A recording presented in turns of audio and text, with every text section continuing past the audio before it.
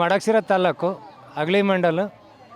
ನಾವು ಕಡಲೆಕಾಯಿ ವ್ಯಾಪಾರಕ್ಕೆ ಅಂತ ಬಂದಿದ್ದೀವಿ. ನಾವು ಬೆಳೀತಾ ಇದ್ವಿ, ಬೆಳವಣಿಗೆಗೆ ಲಾಸ್ ಬಂದು ವ್ಯವಸಾಯ ಮಾಡೋಕ್ಕಾಗ್ದ 400-700 ರೂಪಾಯಿ ಕೂಲಿ ಕೊಟ್ಟು ವ್ಯವಸಾಯ ಮಾಡೋಕ್ಕಾಗಲಾರ್ದ 10 ರೂಪಾಯಿ ಸಿಗಲಿ ಅಂತ ವ್ಯಾಪಾರಕ್ಕೆ ಬಂದಿದ್ದೀವಿ ಇಲ್ಲಿ ಅಷ್ಟೇ. ನಾವು ನಮ್ಮ ಅಪ್ಪವ್ರ ಕಾಲದಿಂದ 60 ವರ್ಷದಿಂದಲೂ ಕಡಲೆಕಾಯಿ ಬೆಳೆದಿದ್ದೀವಿ.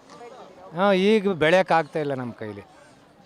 ಇಲ್ಲಿ ಎಷ್ಟು ಬರ್ತೈತೆ ಅಷ್ಟೇ ಸಾಕು, 5 ರೂಪಾಯಿ ಉಳಿಲಿ ಅಂತಂದೇಳಿ ವ್ಯಾಪಾರ ಮಾಡೋಕ್ಕೆ ಬಂದಿದ್ದೀವಿ ಅಷ್ಟೇ. 3 ಥರದ ಕಡಲೆಕಾಯಿ ಐತೆ. ನಾಟಿ ಒಂದೈತೆ, K61 ಒಂದೈತೆ, ಇನ್ನೊಂದು ಥರ ತಮಿಳ್ನಾಡು ಕಾಯಿ ಬಾದಾಮಿ 3 ಪಪ್ಪಿನ ಕಾಯಿ ಐತೆ. ಅಷ್ಟೈತೆ. 3ಕ್ಕೆ ವ್ಯತ್ಯಾಸ ಅಂದರೆ ಒಂದೊಂದು ಕಡೆ ಒಂದೊಂದು ವೆರೈಟಿ. ನಮ್ಮ ಕಡೆ ಎಲ್ಲ ಆಂಧ್ರ ಕರ್ನಾಟಕ ಎಲ್ಲ ನಾಟಿ ಕಾಯಿ ಜಾಸ್ತಿ. ನಾಟಿ ಕಾಯಿ K61 ಆಂಧ್ರ ಜಾಸ್ತಿ. ಈ ತಮಿಳ್ನಾಡೆಲ್ಲ 3 ಬೀಜದ ಕಾಯಿ ಅವ್ರು ಜಾಸ್ತಿ ಇಷ್ಟಪಡ್ತಾರೆ. ಅಷ್ಟೈತೆ. ವ್ಯಾಪಾರ ಮೀಡಿಯಮ್. ಮಳೆ ಇಲ್ದಿದ್ರೆ ಒಬ್ಬೊಬ್ರು ಒಂದೊಂದು ರೇಟ್ ಇಕ್ಕಿದ್ದಾರೆ. ಮೊನ್ನೆ 80 ರೂಪಾಯಿ ಕೊಡ್ತಾಯಿದ್ರು.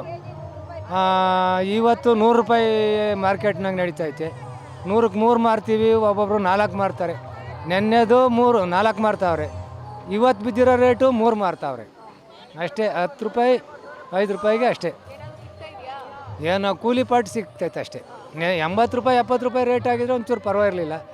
80-70 ಇಲ್ಲ. ಇವತ್ತು ಬೆಳಿಗ್ಗೆನೇ 100 ರೂಪಾಯಿ ಮಾಡಿದಾರಲ್ಲ ರೇಟ್. ಅದ್ರಾಗ ಇನ್ನೆಷ್ಟು ಸಿಗ್ತೈತೆ? KGಗೆ ಮಾರಿ ನಾವೆಲ್ಲ ಕುಂತು ಮಾರಿದ್ರು 10 ರೂಪಾಯಿ ಸಿಗ್ತೈತೆ.